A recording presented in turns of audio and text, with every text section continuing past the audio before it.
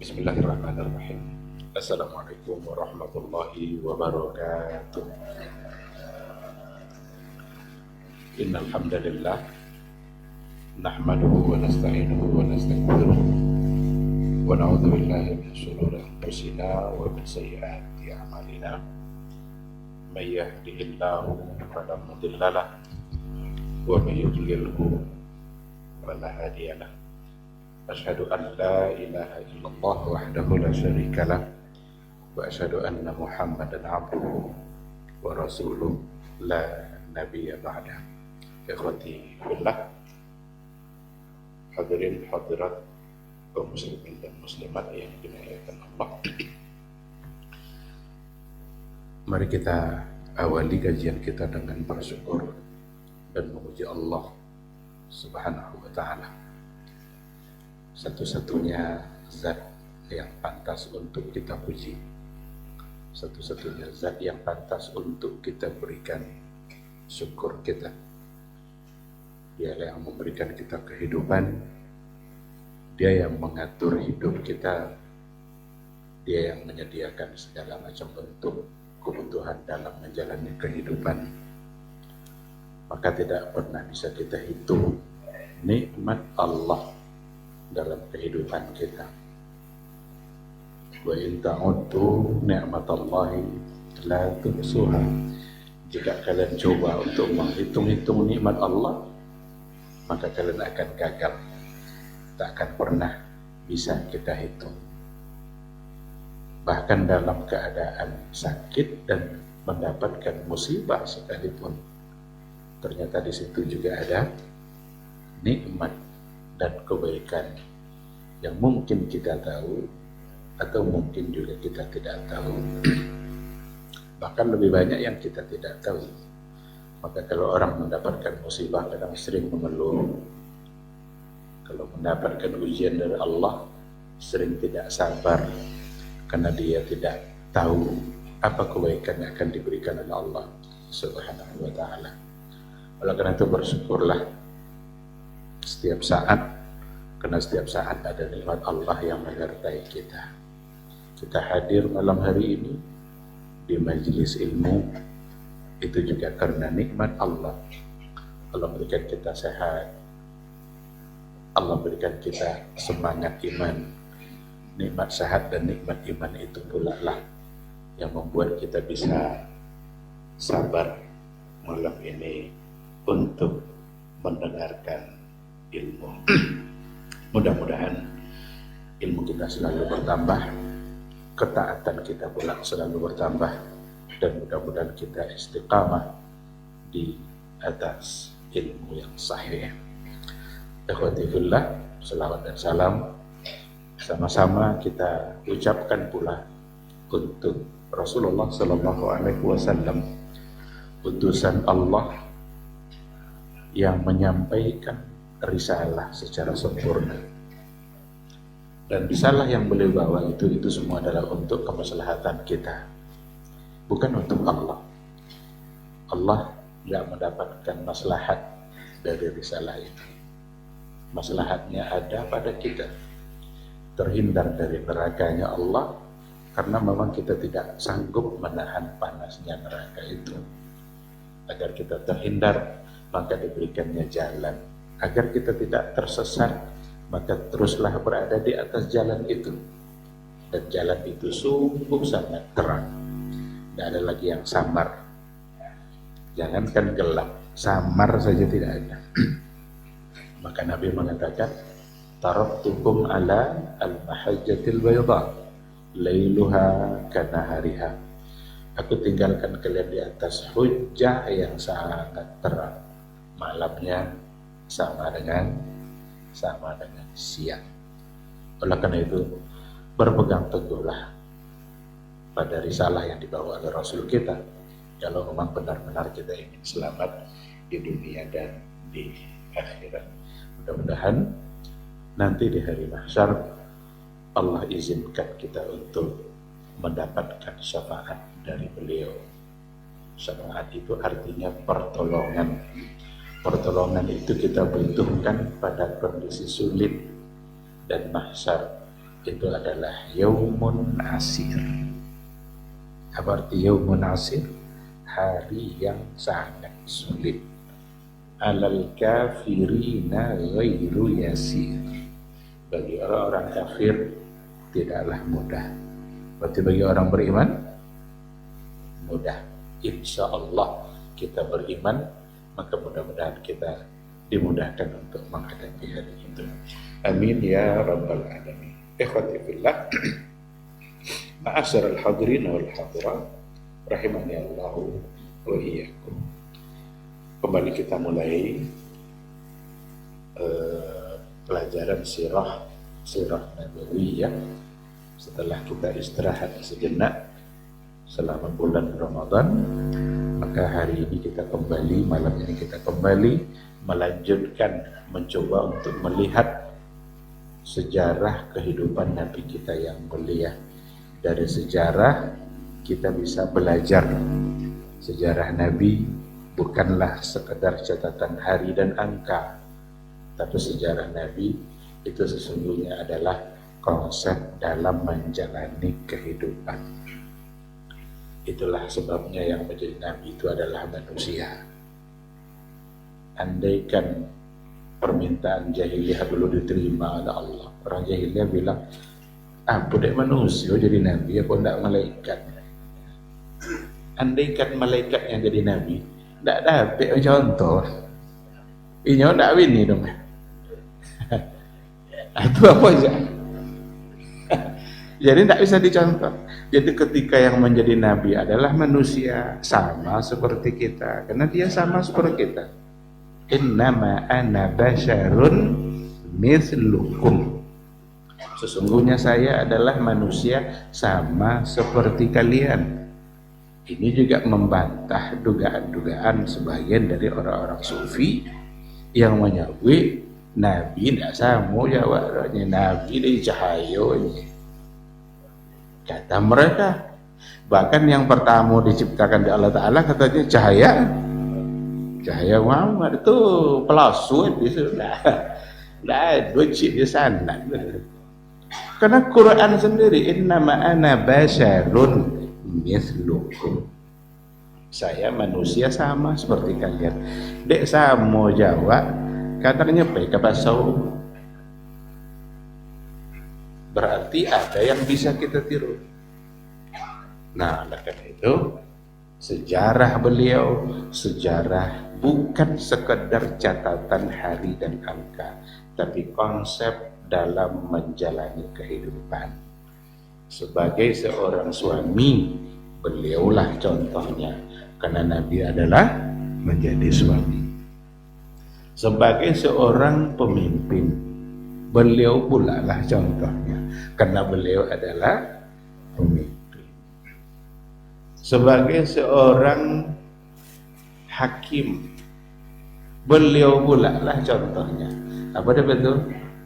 Karena dia juga adalah hakim yang memutuskan masalah di tengah-tengah masyarakat. Siapapun kita, maka yang paling pantas untuk kita contoh adalah dia. Nah, oleh karena itu belajar sejarah sangatlah penting. Sebagai seorang dai, siapa contoh kita? Nabi. Nabi sempurna dalam mempraktekkan dakwah. Nabi sempurna dalam menyampaikan syariat. Beliau Rasul, beliau dai karena dia mengajak, beliau muballigh karena beliau menyampaikan. Maka pelajaran kita berhenti dulu di situ, karena dakwah Nabi itu tidak bisa dibendung, sehingga orang-orang jahiliyah selalu berupaya untuk menghalangi dakwah Nabi. Ya, inilah dulu poin yang terakhir yang kita bahas, dan masih belum sempurna poin itu, maka malam hari ini insyaallah akan kita lanjutkan. Kita sudah sampaikan satu poin kalau tidak salah. Bagaimana orang-orang jahiliyah, apa yang mereka lakukan supaya dakwah Nabi itu terhenti. Yang pertama kali yang dia lakukan, ini yang sudah kita sampaikan tapi kita ulang lagi, taswif syakhsiyatur Rasul. merusak citra dan nama baik Nabi. Ini yang pertama kali yang mereka lakukan.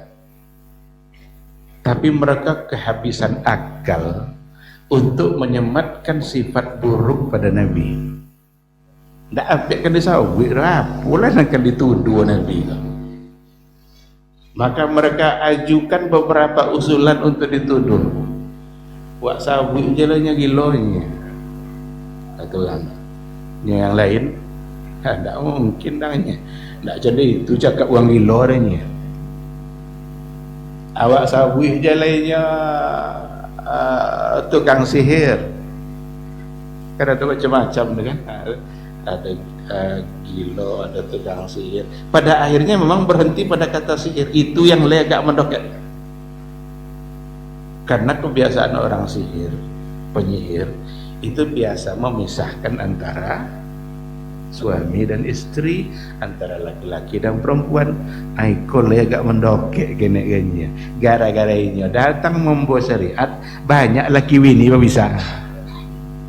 Akhirnya dituduhkanlah sebagai seorang tukang sihir. Tapi pada akhirnya mereka sendiri mengakui tidak pantas dituduhkan itu. Kenapa demikian? Karena ungkapan-ungkapan yang beliau sampaikan, ayat-ayat yang keluar dari mulutnya sama sekali tidak sama dengan mantra-mantra tukang sihir. Mantra tukang sihir tidak jolly, tapi abrakadabra atau apa. Tapi yang beliau sebut, yang keluar dari dia, dari mulut dia, sangat jelas, sangat terang, memukau, kagum kita dengan yang disebutnya. Akhirnya mereka sendiri yang mengaku. Nah, dikarenakan tidak sanggup atau tidak mampu untuk merusak citra nama baik Nabi, maka pindah pada langkah kedua, merusak citra yang dibawanya. Berarti merusak citra Islam, syariat Islam. Kalau tadi kan nabinya, diri Nabi itu yang ingin dituduhnya, tapi tidak berhasil, gagal mereka. Karena tidak bisa disebut apapun untuk yang buruk, karena yang ada padanya hanya yang baik-baik saja. Akhirnya pindah kepada syariat yang dia bawa. Apa yang mereka katakan? Asatirul awwalin. Itu yang dibawa beliau itu adalah dongeng-dongeng orang terdahulu. Upo ndak aja dongeng. Nyakak diukuano dengan yang apa yang beliau bawa dengan yang dibawa Nabi Musa. Sesuai. Apa yang beliau bawa dengan yang dibawa Nabi Isa sejalan. Kan itu yang terjadi kan ketika hijrah ke Habasyah, nanti ada peristiwa hijrah ke Habasyah, itu Raja Habasyah itu kan mengagumi mereka. Ketika ditanya apa yang dibawa oleh Nabi kalian, ada sebutkannya bahwa Isa itu adalah utusan Allah, beliau adalah kalimat Allah, tanda-tanda kebesaran Allah yang Allah tiupkan ruh itu ke rahimnya Maryam. Apa kata Raja Habasyah? Sesuai jawabannya. Akhirnya dia mendapatkan, akhirnya raja itu memberikan perlindungan. Karena yang dibawanya tidaklah seperti yang dituduhkan. Nah, bahkan pada akhirnya dalam catatan sejarah, Raja Habasyah sendiri menjadi seorang Muslim. Apa bukti? Ketika beliau wafat, Nabi menyolatkannya secara gaib. Kira-kira ketika Nabi menyolatkan, itu deknya Muslim atau dek tidak? Tidak Muslim kan? Kenapa Nabi menyolatkannya secara gaib? Karena Nabi khawatir jangan-jangan di wilayah dia tidak ada yang menyolatkan. Nah, itulah sebenarnya sebagian ulama mengatakan salat gaib itu dianjurkan ketika kita merasa khawatir apakah ada yang menyolatkan atau tidak. Tapi ketika sudah pasti ada yang menyolatkan, maka tidak perlu. Maka Nabi tidak pernah menyolatkan salat gaib kecuali Raja Najasyi. Ada satu nenek-nenek yang meninggal, yang membersihkan masjid. Nabi nanya, mana nenek-nenek yang bersih masjid kemarin? Sudah meninggal ya Rasulullah. Apa tidak sabuk kayak dari? Kami takut mengganggu kamu wahai Rasul. Kasan malam meninggal. Itu boleh kubur malam? Boleh tidak menguburkan jenazah malam? Boleh. Karena terjadi seperti itu. Maka ketika Nabi nanya, apa tidak sabuk kayak kami khawatir karena nggak mau mengganggu kamu wahai Rasul. Mana kubunya Nabi? Ada tunjukkanlah Nabi pergi ke kuburannya untuk menyolatkan. Kalau memang salat gaib itu dianjurkan, tidak perlu Nabi baikkan dah. Cukup Nabi di masjid. Itu alasan oleh sebahagian. Tetapi sebagian yang lain mengambil keumuman salat gaib pada Raja Najasyi. Ketika Nabi pernah melakukan itu, berarti ini bisa dijadikan alasan untuk melakukan salat gaib, meskipun untuk orang yang keadaannya tidak sama dengan Raja Najasyi. Maka ada perbedaan pandangan di kalangan para ulama dalam persoalan ini. Nah, jadi ketika dikatakan ini adalah dongeng, tidak bisa.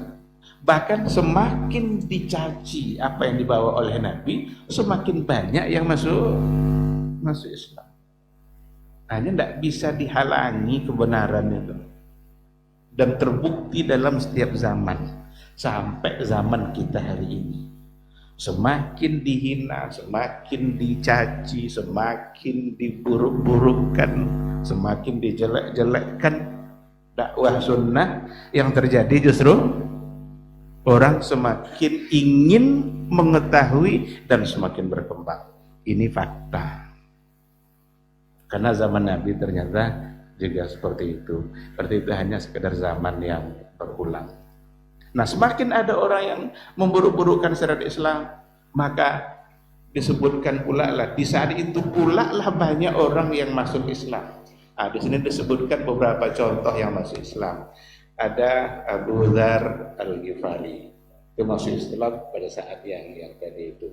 Ada namanya Al-Husain Ibnul Munzir, itu bapak dari seorang sahabat namanya Imran Ibnul Husain. Ada kisah yang menarik Husain Ibnul Munzir ini. Husain Ibnul Munzir itu orang yang ditokohkan di tengah-tengah jahiliyah, orang yang dimuliakan. Orang-orang Quraisy itu memuliakan Husain. Jadi minta bantulah orang Quraisy ini kepada Husain untuk menemui Nabi. Tujuan tentu untuk menghalangi kan, untuk menghentikan dakwah Nabi. Itu tujuannya. Karena Husain ini dipandang orang yang memang bisa untuk diandalkan, berdialog bersama Nabi, lalu kemudian dia nanti bisa meruntuhkan logika Nabi.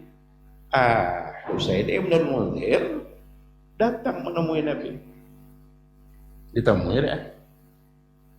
Dan terjadilah dialog antara Rasulullah Sallallahu Alaihi Wasallam dengan Husain.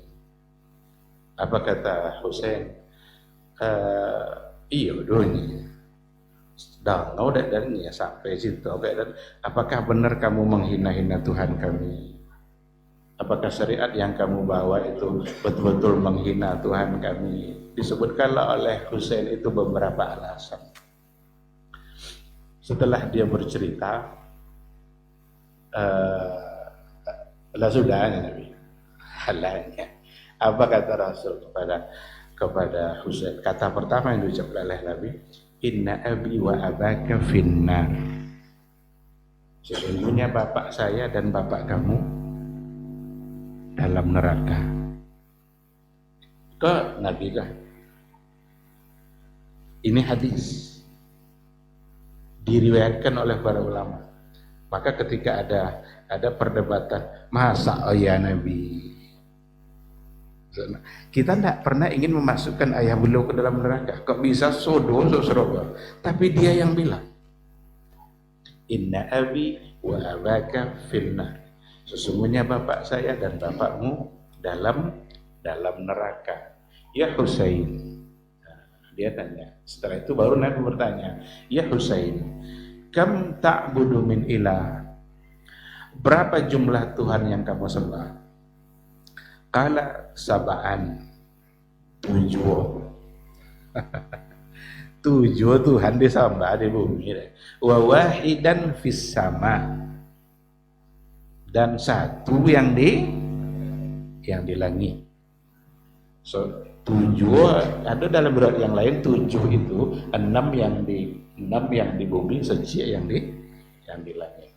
Berarti tetap ada 1 yang di langit yang dia sembah. Kau Husain lu masuk Islam dah. Lah percaya Tuhan di langit. Lah kemudian faqala, lalu Nabi bertanya, fa iza asabaka durru man tad'u?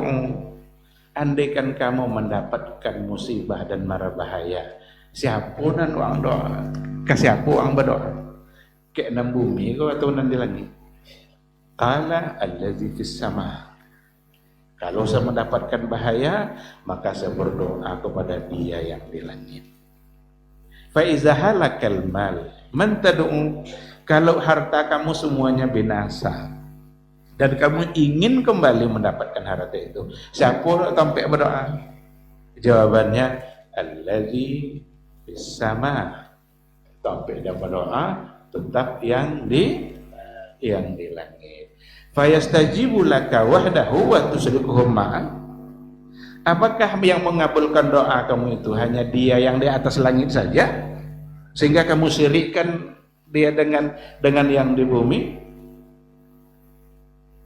Jadi keumpama dikabulkan oleh Allah Ta'ala, itu yang mengabulkan tuh inyo yang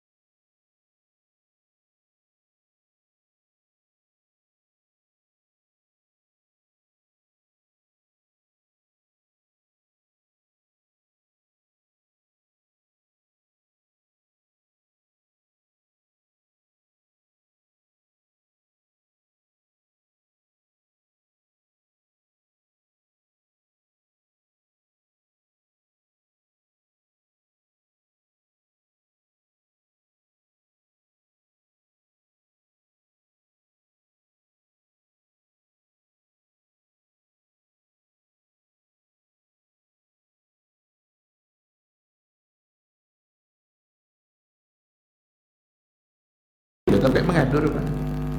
Kalau nak bersyukur, apakah kita khawatir dia tidak mampu atau dia dikalahkan kalau dia tidak diikutkan dengan yang di bumi ini? Kan seolah-olah kan perlu dibawa juga Lata, Uzza, Manat, supaya yang di atas mengabulkan. Atau apa? Ini jugalah pertanyaan yang pantas untuk dipertanyakan kepada orang-orang yang kalau dalam doanya selalu membawa nama Syekh Fulan baru kepada Allah. Sekarang apa fungsi membawa nama itu? Apakah Allah tidak akan mengabulkan kalau nama dia tidak disebut? Kalau iyonya berarti dia mengikat Allah dan orang tadi. Itulah inti dari kesyirikan. Maka tidak boleh. Siapa aja lah nama Syekh itu. Abdul Qadir Jilani kah namanya? Ini kah namanya? Tidak perlu.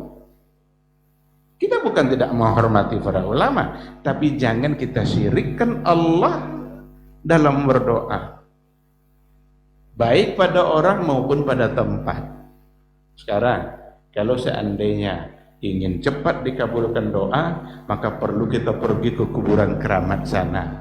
Sekarang pertanyaannya, kok ndak paikokin lambe dikabulkan Allah Ta'ala? Atau ndak sanggup Allah Ta'ala mengabulkan? Inilah inti dari kesyirikan itu. Ternyata jawaban Husain Enggak, hanya Allah yang mengabulkan.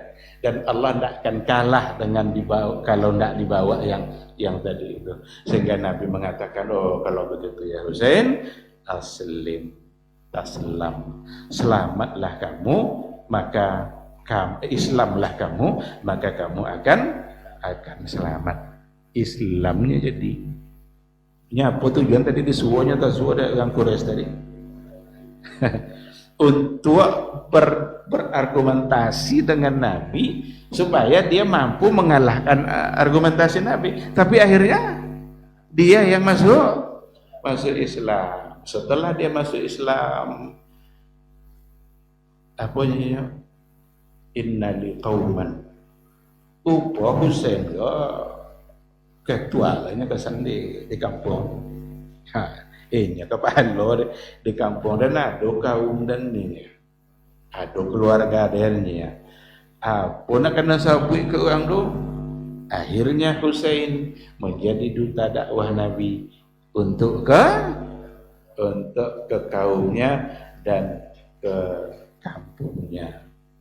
Maka katakanlah Allahumma astahdika li ursyida amri. Allahumma astahdika, saya memohon hidayah untuk kamu li ursyida amri, supaya Rasyid itu kan pintar, supaya mengerti dengan urusan saya. Wazidni ilman yanfa'uni, dan tambahlah ilmu saya supaya bisa bermanfaat. Didoakan supaya ilmunya bertambah, maka pada akhirnya dia menjadi duta dakwah di tengah-tengah kaumnya. Falam yakum hatta aslam. Lalu sempat tonggaknya di majelis itu, dia sudah Islam. Nah, jadi berarti gagal lagi kan? Gagal merusak citra nama Nabi, gagal merusak citra syariat. Ya, syariat itu al-haq, itu kebenaran. Allah yang menurunkannya, nabinya yang menyampaikannya. Tentu tidak bisa dihalangi. Apalagi yang dibawa oleh Nabi itu sejalan dengan fitrah, sejalan dengan fitrah manusia. Apa kata orang-orang Quraisy itu setelah dia tahu masuk Islam? Faqalu, mereka mengatakan sabak itu lama lenceng ya begitu. Ya lama leset Husain itu timur. Dulu waktu Umar masuk Islam kan sabak itu kan sabiin itu kan orang-orang yang beragama, yang musyrik itu. Dia telah menyimpang. Karena bagi orang sama dengan orang-orang Quraisy, bagi mereka yang kafir itu kan yang pengikut Nabi, mereka katanya yang selamat. Jadi ketika ada yang keluar dari kejahiliannya, dianggapnya itu sudah menyimpang. Itu pula lah ungkapan dia untuk si Husain ibnu al-Muzahir. Itu salah satu dari contoh. Ada juga yang Islam pada masa itu Abu Dzar al-Ghifari. Abu Dzar al-Ghifari itu datang dari Bani Ghifar. Itu dia bukan dari kota Mekah, tapi Bani Ghifar yang berada jauh dari kota Mekah. Dan Bani Ghifar ini secara fitrah memang tidak mau menyembah berhala. Dia terpelihara dari itu semua. Dan dia mendapatkan informasi bahwa ada seorang nabi yang diutus di kota Mekah. Karena fitrahnya memang sudah tidak cenderung untuk berbuat syirik, dan mendengarkan ada seorang nabi yang diutus, tentu dia pengen tahu. Maka datang dia ke kota Mekah sengaja untuk menemui Nabi, tapi dia menyembunyikan niatnya karena dia tahu resiko. Apa resiko yang akan dia dapatkan ketika dia Islam, apalagi dia orang asing. Orang asing tiba-tiba pro sama Nabi, dia tidak berada di wilayah dia, tentu berat resikonya kan. Keluarganya tidak ada di situ, maka dia sembunyikan. Dan dia sampai ke kota Mekah, sampai ketemu dengan Ali bin Abi Thalib. Ali lah yang membawa dia menginap ke rumahnya, karena dia tidak punya rumah. Dia orang asing, dan dia tidak menyampaikan maksudnya kepada Ali bin Abi Thalib. Lah siang supaya balik, karena malam perlu istidhafah istilahnya, perlu dia ada yang menjamu dia. Hari kedua ketemu lagi, akhirnya dibawa lagi oleh Ali ke rumahnya sampai tiga malam. Pada yang ketiganya barulah Ali bertanya, apa sebenarnya maksud kamu untuk datang ke sini? Ketika itulah dia mengatakan, saya mendapatkan berita bahwa ada seorang Rasul yang diutus. Tentu Taufik bertanya, kan? Nya Ali sendiri sudah Islam. Akhirnya dia dipertemukan dengan Rasulullah Sallallahu Alaihi Wasallam. Ketika Nabi menjumpainya dan masuk Islam, wastama'a ila qawlihi fa aslam. Ia mendengarkan ungkapan Nabi lalu kemudian masuk Islam. Tak payahlah, karena memang fitrahnya sudah itu. Dan Nabi mengatakan, irja ila qaumika fa akhbirhum hatta ya'tiyaka amri. Ternyata Abu Dzar di kampungnya juga adalah orang yang terpandang. Dia punya kaum, dia pemimpin kaum itu. Maka Nabi menyuruh, pulanglah kamu menemui kaummu. Maka jadi pula lah Abu Dzar sebagai duta. Berarti kan justru menguntungkan ketika syariat Islam itu dicaci maki, ternyata itu menguntungkan, karena yang masuk Islam ini dan hebat-hebat pula. Ketika dia masuk Islam, dia justru menjadi duta dakwah pada kaum. Itu sekilas beberapa orang yang masuk Islam pada fatrah itu. Ada beberapa nama, tapi mungkin tidak kita sebutkan semuanya. Kita karena waktu Isya sudah masuk, kita jawab dulu suara azan insyaallah.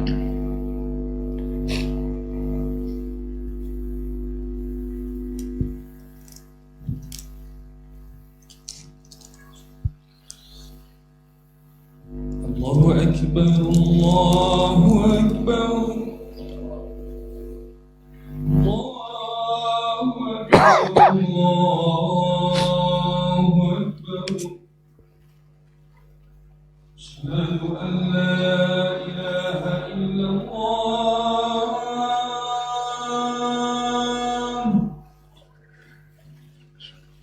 Asyhadu an la ilaha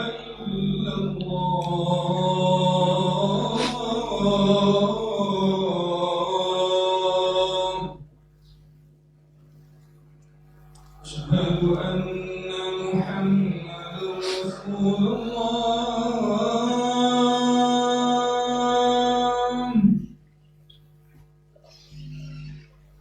أشهد أن محمدا رسول الله.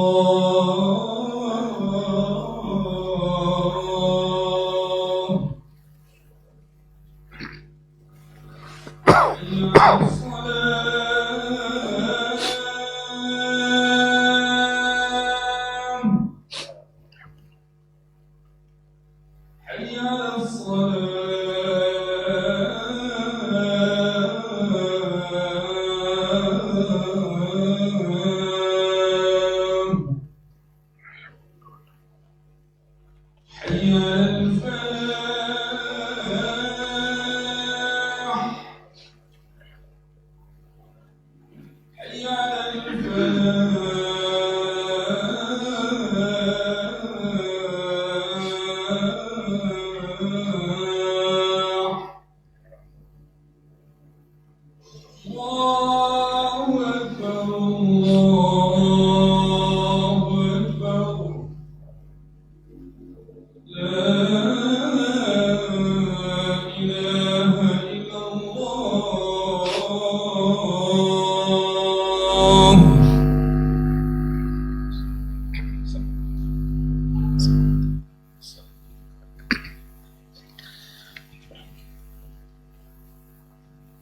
Bismillahirrahmanirrahim. Alhamdulillah wassalatu wassalamu ala Rasulillah wa ala alihi wa sahbihi wa mawala. Ikhwati fillah, ma'asyaral hadirin wal hadirat rahimani Allahu wa iyyakum. Ketika Abu Dzar sudah Islam dan Nabi menyuruh untuk kembali kepada kaumnya, maka dikatakan di sini Sukses Abu Dzar menjadi duta dakwah kepada kaumnya. Islam separuh Bani Ghifar itu, dan separuh lagi Islam setelah hijrah. Tapi ketika dia pulang membawa syariat Islam yang didapatkannya dari Nabi, lalu ia berdakwah, maka Islam separuh dari Bani Ghifar. Begitulah kesuksesan dakwah. Kebenaran disampaikan oleh beliau cepat pula diterima oleh kaumnya.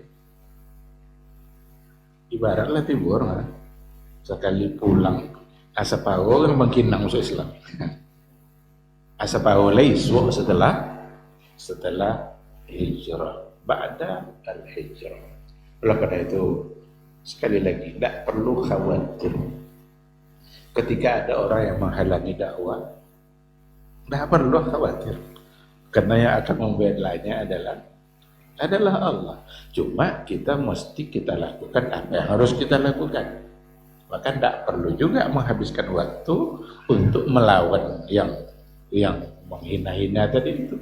Karena pada akhirnya orang sendiri akan mengerti. Betapa banyak orang yang pindah kepada manhaj salaf ketika dihina di depan dia. Adi cewano dia cerdas, Ternyata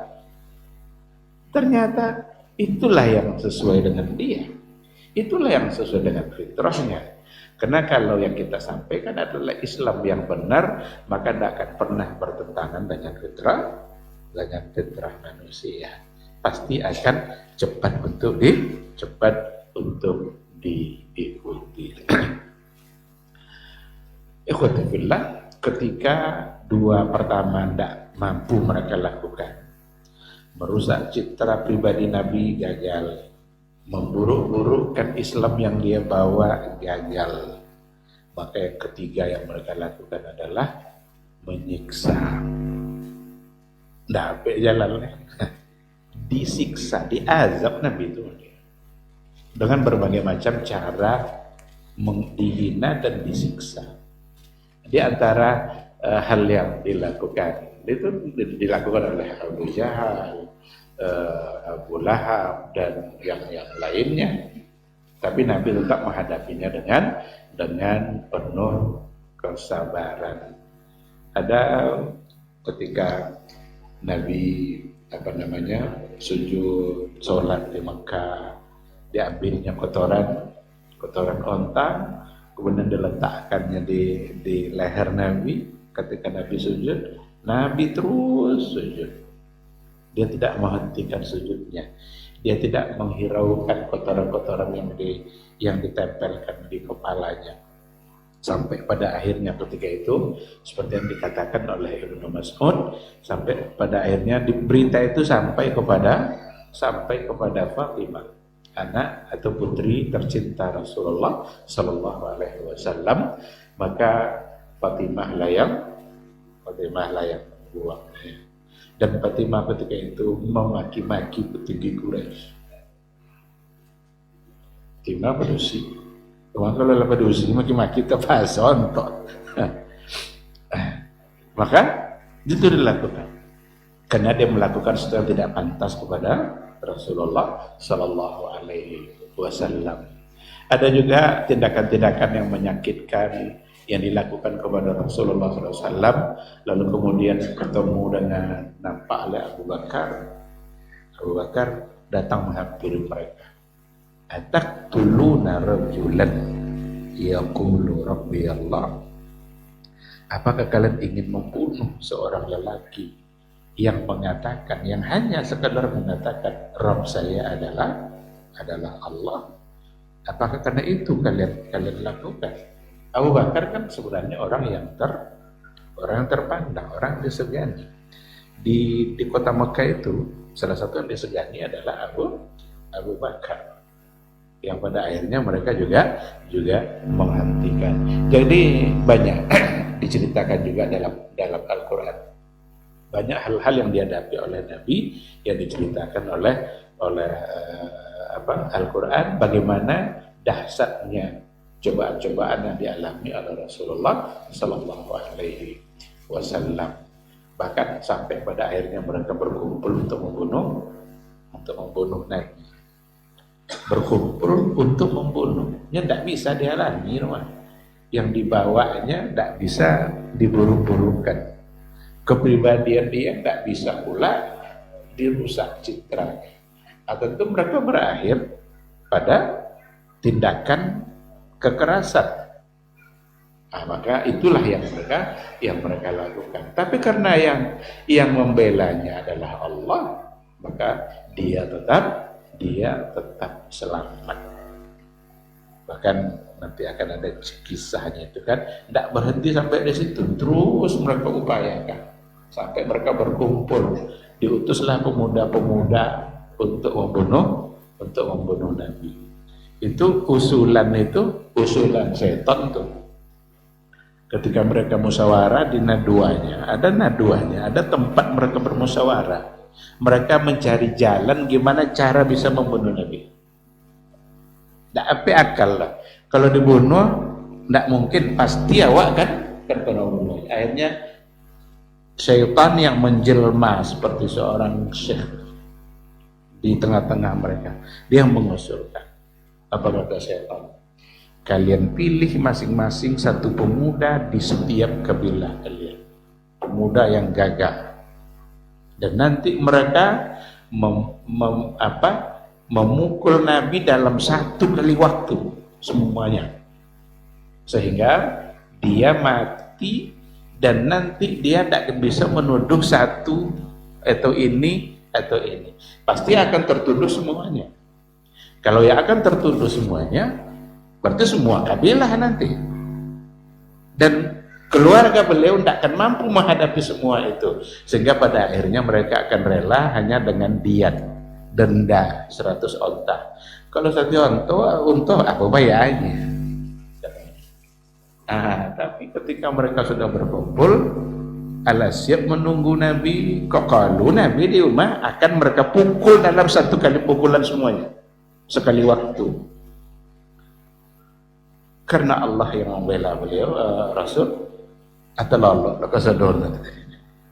Ketika Nabi keluar, bahkan ada riwayat mengatakan diambil pasir Nabi, alatan ke kan yang Nabi cik sesedon. Dia lewat, ketika Nabi lewat, barulah mereka semua tersadar. Nah begini, maka Rasul pasti akan selamat karena dakwahnya belum sempurna. Begitu gambaran. Ada dalam surat Al-Lahab kan, tabat siada Abi Lahab. Apa yang dilakukan oleh Abu Lahab? Bahkan bukan hanya dia saja, dia bersama istrinya, wa mar'atuhu hammalatal hatab, membawa kayu bakar. Ayo bayangkan, semua itu tujuannya satu saja, untuk menghalangi dakwah Nabi dan untuk menyakiti Rasulullah Sallallahu Alaihi Wasallam. Pada akhirnya tidak juga berhasil, karena Nabi itu diberikan sifat sabar dalam menghadapi semua cobaan. Tetap dia masuk Islam kan? Tidak ada yang menghalangi orang untuk masuk Islam. Pada akhirnya, karena tetap saja orang masuk Islam, Islam tetap berkembang, maka langkah yang keempat yang mereka lakukan adalah tidak cukup Nabi kan diazab dah, berarti diazab pula yang masuk Islam. Inilah yang dihadapi oleh generasi awal dalam membela iman dan keyakinannya. Muncullah banyak catatan sejarah Bilal, bagaimana Bilal menghadapi ujian. Ceritanya saya kira itu sudah sangat masyhur. Ada namanya Khabbab Ibnul Arad. Khabbab Ibnul Arad itu kerjanya adalah dia pandai besi. Jadi dia bisa buat pedang, dia bisa buat rantai, dia bisa buat peralatan perang, dan dia masuk Islam. Dia termasuk yang di awal-awal masuk Islam sebelum hijrah. Dan ketahuanlah oleh orang Quraisy. Apa yang mereka lakukan? Datang mereka menemui Khabbab untuk memaksanya kembali kepada kufur. Apa yang dia lakukan? Diambilnya besi panas tuh, besi atau nggak di angin, di api tadi ya, diambilnya, diletakkannya di dadanya. Kamu mau kembali tidak kepada kufur? Besi yang sebegitu panasnya diletakkan di dada, hanya sekedar untuk minta pengakuan. Tetapi iman bagi dia lebih berarti. Mati-matilah, asalkan iman tetap bisa terjaga. Itu namanya Khabbab ibnu al-Harat. Kisah Ammar. Nah, ini juga sudah menjadi cerita kisah yang sangat masyhur di telinga kita, saya kira. Ada satu keluarga, ayahnya namanya Yasir, ibunya namanya Sumayyah, anaknya namanya Ammar.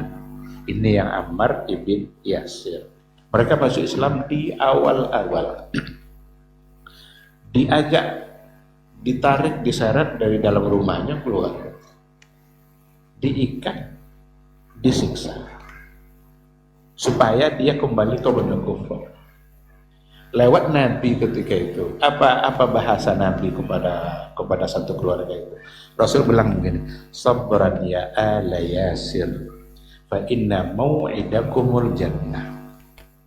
Sabarlah kalian wahai keluarga Yasir, karena yang menunggu kalian adalah surga. Mendengarkan kata itu, semakin mereka tidak ingin untuk kembali. Seolah-olah dapat motivasi yang luar biasa dari Nabi, surga. Berarti hadis itu adalah hadis yang menunjukkan jaminan untuk Sumayyah dan Yasir. Akhirnya memang Sumayyah ditombak, bahkan dalam catatan sejarah dikatakan ditombak kemaluannya lalu mati.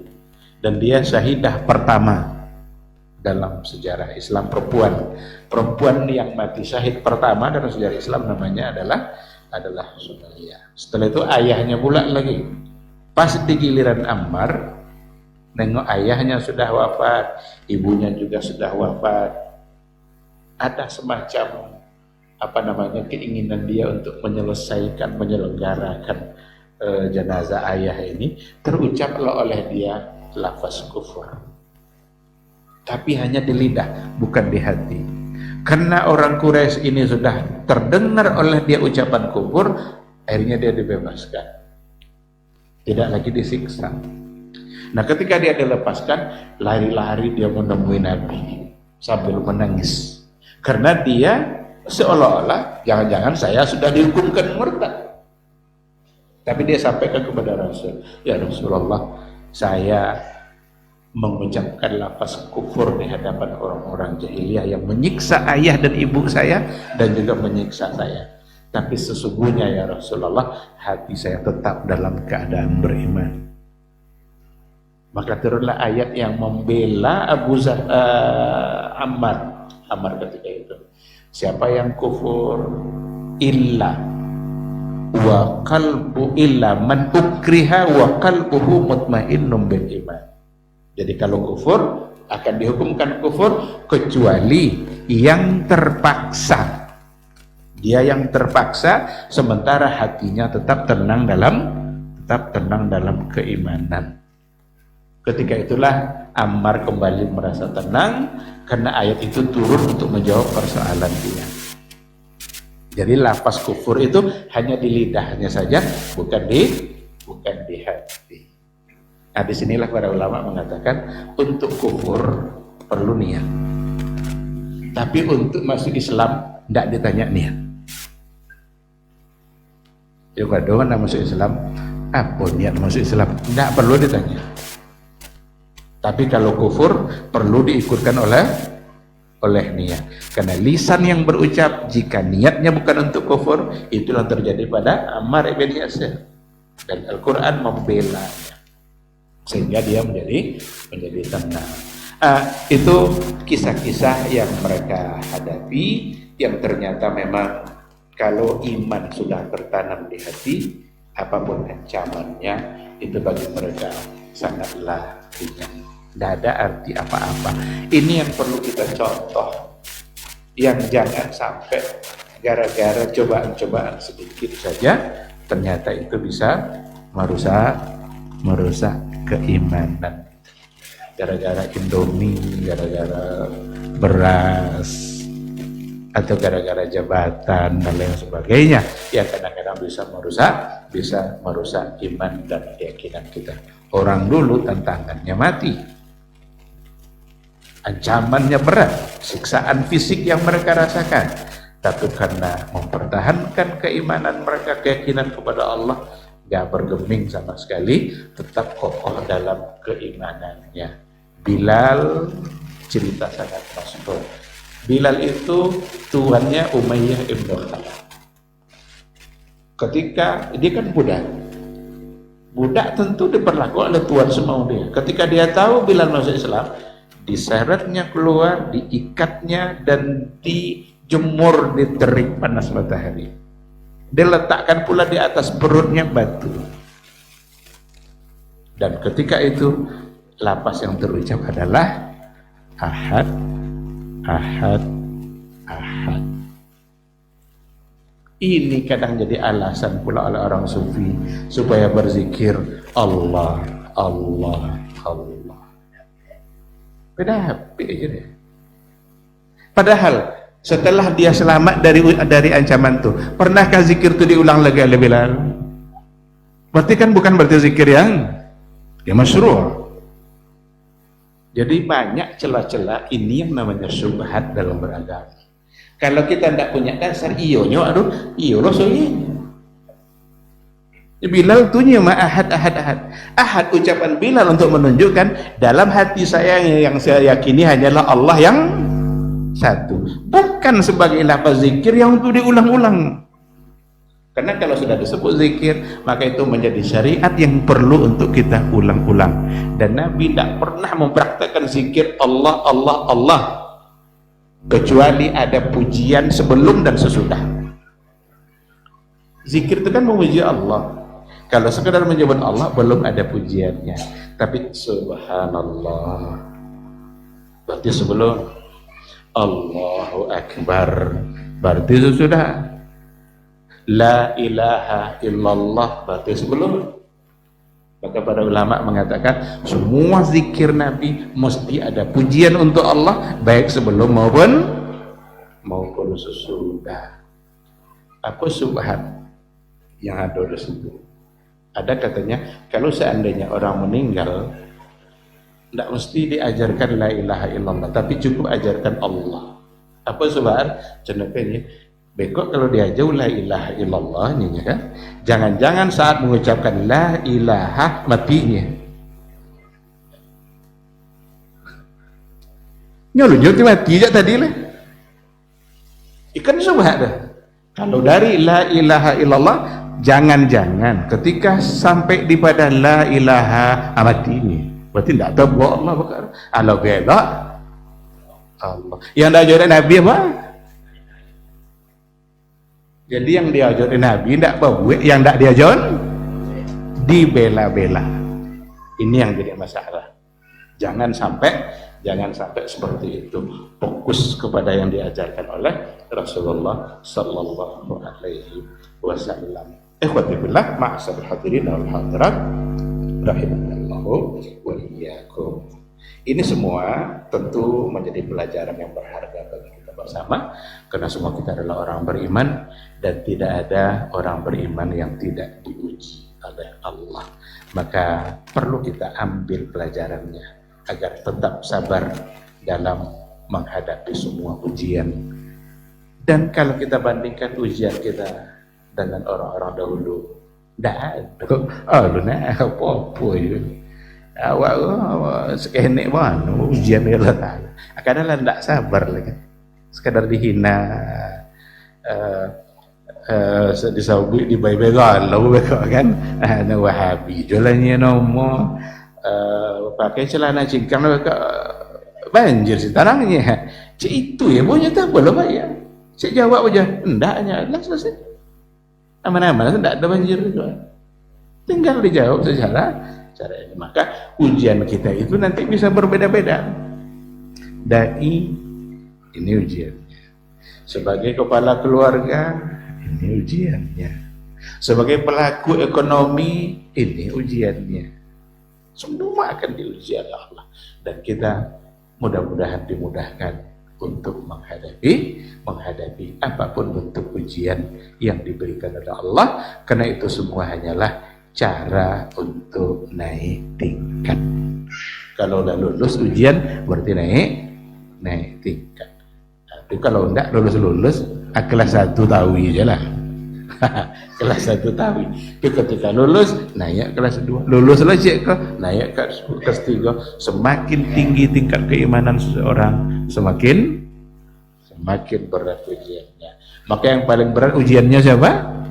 Ar-rusul wal anbiya, para nabi dan para rasul. Baik, saya kira sampai di sini. Saya lupa sebentar ini.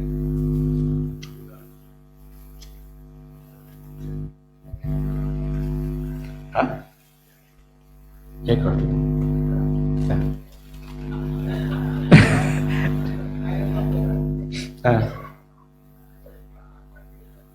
Ayat Ammar itu, man kafara billahi illa wa qalbuhu mutmainnun bil iman. Tanya Pak Imam betul. Surat apa itu? Man kafar, siapa yang kufur kepada Allah. Jadi kalau kufur kan kufur. Illa man ukriha wa qalbuhu mutmainnun bil iman.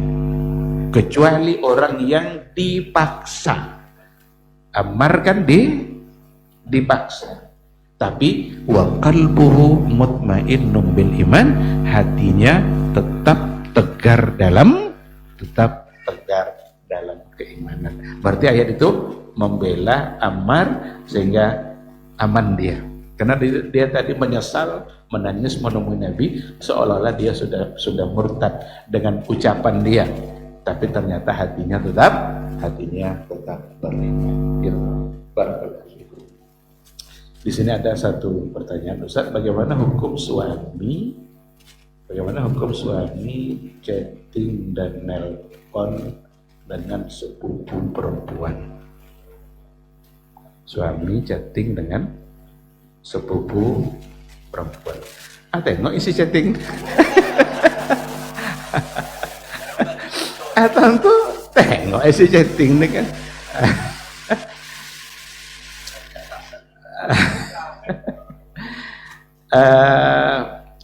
Kita tentu selalu berupaya untuk menghindarkan celah-celah. Ini bukan hanya dengan sepupu, bukan hanya dengan yang lain. Termasuk ustaz-ustaz yang kadang dicat sama perempuan-perempuan yang kadang kita tidak tahu.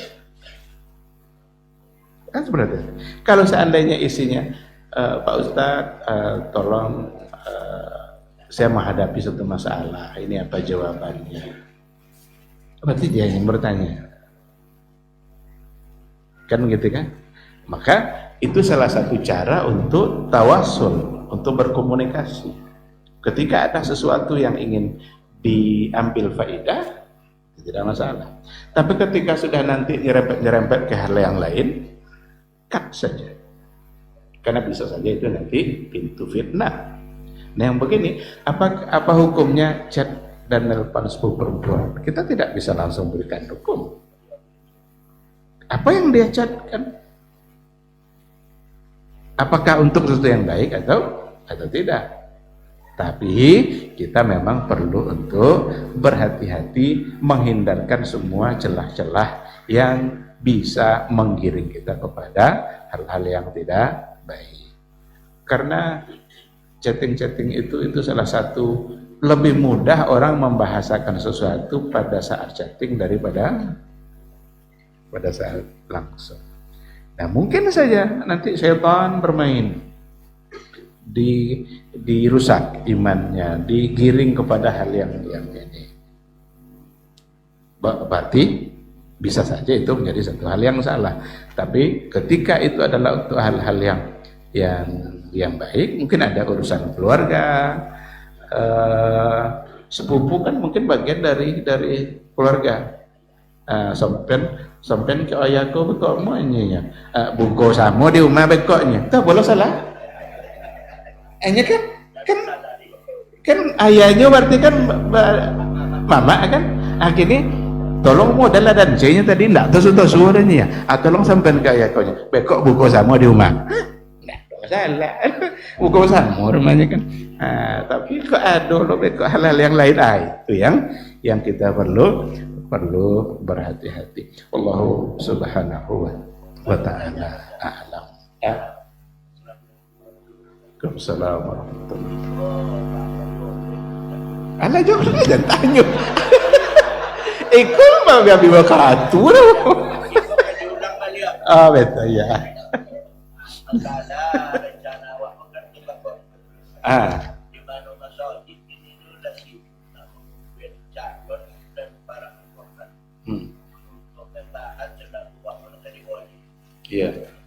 Jangan salah kajian Islam terlalu aja lagi.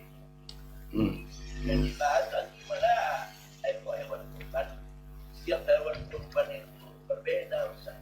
Contoh yang makan dalam air dan saya bertamu pokok fisiknya no. Kemudian yang kamu awal berbeda. Dan kini benar berbahas itu. Dan ada yang lain orang bersama tahu apa kalau yang sudah sampai ini kajian kan ada datang aja komen baru jadi itu. Jadi supaya menghindarkan itu. Saya bangun aja sesuai sunnahnya. Kamu kilo kamu roll dirapatkan dulu. Baca wali aja dulu. Pada di kan. Sudah bertanya dia sudah bertanya patang angkat bertanya orang ini. Sudah pun aja apa no. Penjara anak set nomor. Jadi kamu korban dan mampu soal nanti kena serahkan. Ada ni kode di channel ini. Ada iya. Pada masa pada masa Rasulullah Sallallahu Alaihi Wasallam korban tidak oke panitia masing-masing ada orang yang punya kambing inginnya berkorban bantai dah di berhasil sekarang dah apakah inyo sendiri yang membagikan yang pakai onta bisanya kerjasama tujuh boleh tak untung seorang boleh kalau lihat tak belah dia tujuh yang tak bolehnya kalau seorang bisa. Maka pada masa dulu tidak dilakukan oleh panitia, tetapi mereka mengerjakan masing-masing bahkan di rumah mereka sendiri-sendiri. Beda halnya dari zaman kita, ternyata sudah dibentuk semacam kepanitiaan sehingga kita yang ingin berkorban ndak awak mencari, ndak awak menyembelih kan. Padahal kalau bisa yang berkorban dia yang menyembelih itu lebih bagus. Tapi kalau tidak boleh diwakilkan. Nah sekarang kita wakilkan dan nak berkorban, tolong cain sapi atau kerbau, kau ciri-ciri. Semakin elok ciri-ciri semakin godang harga. Kau bayar kau paling bawah, cain godang semuanya, ndak akan jadi, ndak akan dapat. Hanya itu teori ekonomi barat itu kan dengan modal sekecil-kecilnya dapat untung sebesar-besarnya. Maka berikan ini tolong. Sekarang dia carilah hewan korban. Agama mengatur syarat-syarat hewan korban. Jan juling, jan patah tandu, jan saki, jan pincang, jan ndak baragyo. Ya dulu wafadainahu bizibhin nazim. Ismail kan tidak jadi ke depan kan, tapi diganti oleh Allah dengan domba yang gemuk, yang berdaging. Maka disunnahkan untuk yang itu. Kalau seandainya panitia sudah mencari sesuai dengan kriteria dan memang itu yang pantas untuk biaya korban kita rela. Karena dia sudah melakukan sesuai dengan syariat. Tidak bisa itu kan? Yang bedo kenek betul apa tangannya itu apakah payah lo sudah tidak kan? Tapi kalau memang diusahakan untuk yang besar sebagai panitia, ajan lo nak mencari apa di situ? Nya bisa saya nonyo kau nenggadang kan, tapi kenek aja lainnya 2 juta dua kok adanya. Atau 2 juta ke mana pak? Maka sebagai panitia jangan pula mengakal-akali untuk mendapatkan untung. Ya banyak terjadi itu enggak sih, kok jangan salah paham. Ada yang seperti itu. Dia bisa membelinya yang memang lebih besar karena uang cukup. Tetapi ada pilih yang lebih kecil, supaya ada sisa-sisa yang barangkali nanti bisa dimanfaatkan untuk yang lain. Maka tengok saja, apakah memang yang pertama kali yang dilihat, apakah dia sudah sesuai dengan ketentuan syariat atau belum. Kalau lah sesuai baru nanti besar kecilnya tentu tergantung harga yang ada. Kalau ada rasanya hal-hal yang meragukan, tentu perlu untuk boleh juga untuk dipertanyakan supaya panitia itu berhati-hati dalam melaksanakan amanah yang diberikan. Kalau dia mau dia akan ada keindahan di sini dulu. Yang di antara calon peserta dengan peserta, jangan boleh penyerahan minyak untuk panitia. Itu harus diserahkan nih. Mentro kalau daerah lain bisa dinilai dimusyawarahkan dulu. Jadi mana yang datang cuma wakili, itu berarti kalau dulu di daerah bagus itu kalau betul juga biasa orang mau bayar sama kayak macam itu. Iya. Kalau tidak ada barang aja dulu cari itu bukan tidak perlu. Ya berarti yang pemilik tentu perlu tahu yang mana yang dia korbankan. Jadi ketika ini kelompok 7, yang 7 ini sapinya, yang 7 ini, tentu dia perlu mengetahui. Barangkali terwakili pengetahuan itu nanti ketika disembelih. Oh, disembelih kan sebaiknya kan yang berkorban. Tapi kalau tidak boleh diwakilkan oleh yang lain. Dan kalau ada satu di antaranya yang ikut menyaksikan walaupun bukan sebagai syarat keabsahan korban. Kalau tidak pun tengok tetap josanya dong. Ratusan ekor korban orang Saudi ke Indonesia, nggak tengok cik jure orang. Kalau lah harus nengok baru jadi sah, nggak sah malah kan. Jadi bukan sebagai syarat sah, cuma kita pengen tahu. Maka sebagai panitia mesti amanah, mesti jaga amanah itu, karena itu ada pertanggungjawabannya di hadapan Allah Subhanahu Wa Taala. Gitu.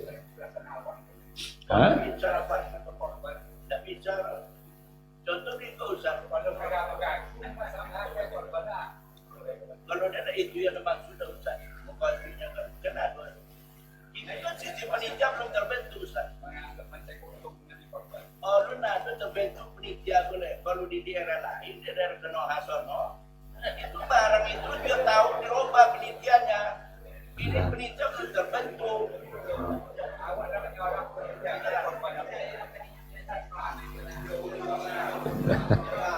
Iya. Nah maka kalau rasanya ada hal yang perlu diperbaiki, sama-sama perbaiki.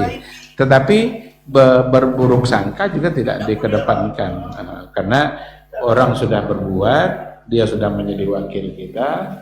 Mungkin saja kerja dia, kalau disuruh kita tak bisa dan tidak kadang-kadang, tapi karena dia sudah berbuat maka perlu dihargai. Dan kalau ada hal-hal yang kurang, perlu diberikan masukan dan kritikan. Sekira seperti itu. Wallahu a'lam. Ya. Di sini ada satu pertanyaan barangkali yang terakhir. Apakah ada pintu taubat bagi orang yang pernah bercanda dengan agama atau pernah ikut tertawa dengan candaan itu? Berarti maksudnya mempermainkan agama gitu ya, bercanda dalam beragama. Kalau pertanyaannya adakah pintu taubat, pasti ada, selalu ada. Sedangkan membunuh 99